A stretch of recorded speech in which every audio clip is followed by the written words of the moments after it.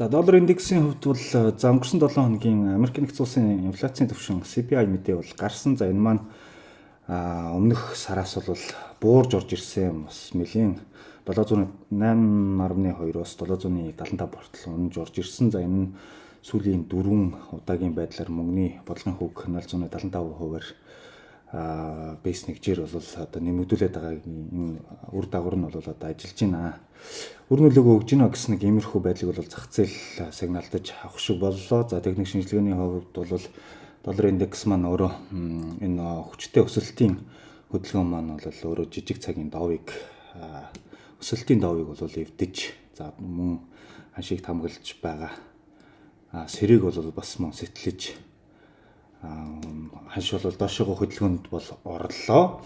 За тэгэхээр энэ 7 өдрийн харилцааны төлөвлөгөө за энэ маань өөрөө цаашаа үргэлжлүүлээд аналитикуудын ярьж байгаагаар бол за ирэх сараас 12 сард бол дараагийн Федийн уулзалт бол байгаа. Энэ дараа удаагийн нэмэлт бол бас харьцангуй одоо багаар нэмэх ийм сигналыг бол зах зээл авлаа.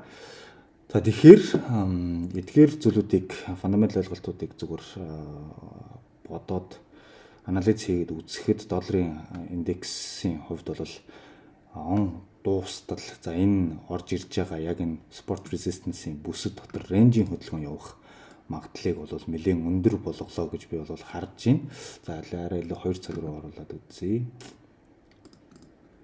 За энэ бүс дотор нэлээд рейнжийн хөдөлгөөн хийж байгаад за ханш маань цаашаага дараагийн шилжих хөдөлгөөнийг бол хийх бах үргэлжлүүлээд тодорхой хэмжээгээр унах нь харин энэ чинээсээ эргээд засвар аваад энэ том цагийнхаа доовыг эвдээгүй гэж үзээд дэшегээ бахад том засвар хөдөлгөөний том импульс хөдөлгөөний засвар хөдөлгөөний чинээс орж ирэх үү гэдгийг бол цаашаага шийдээд явах байх. За ямар ч байсан ойрын хугацаанд бол энэ шал таац дотор рейнжийн хөдөлгөөн явах иймэрхүү төлөв гарч ирж байна. За хэрвээ энэ өсөлт цаашаага үргэлжлээд эвдээд гарах юм бол магадгүй энэ саяны сэтэлсэн энэ ёроол хүртлээ бас өсөхийг бас үгүйсэхгүй юм. Энэ чинээс эргэж унах гэх мэтчлэн иймэрхүү бас ханшийг таамаглаж болж байна. За тэгэхээр доллар индексийн хувьд бол харьцангуй хүлээлтийн байдалтай байж байгаад за энэ унаж орж ирнэ, өсөж орж ирнэ гэсэн энэ бүсүүд рүүгээ